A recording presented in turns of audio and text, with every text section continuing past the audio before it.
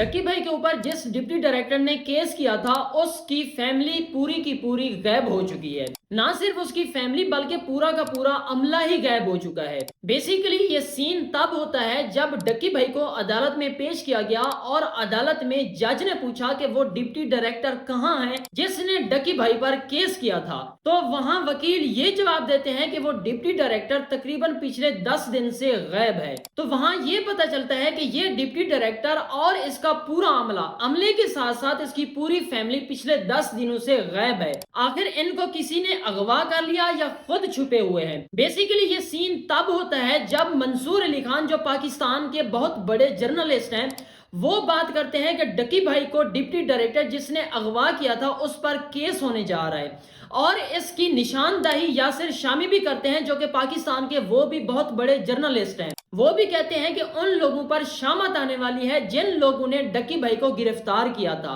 आखिर ये बात क्यों उन्होंने की, बात पीछे दरअसल ये है कि डक्की भाई और उसके घर से उन्होंने तकरीबन 1.5 करोड़ रिश्वत ली है कि हम डक्की भाई को रिहा करवाएंगे, लेकिन वो रिहा करवाने में नाकाम हो गए जो कि ये बात फट गई और उन पर शामत आ गई। लेकिन अभी तक इस बात में किस हद तक सच्चाई है ये कंफर्म नहीं हुआ और ये बात 100% सच है कि डिप्टी डायरेक्टर समेत उसकी पूरी फैमिली और पूरा अमला 10 दिनों से गायब है।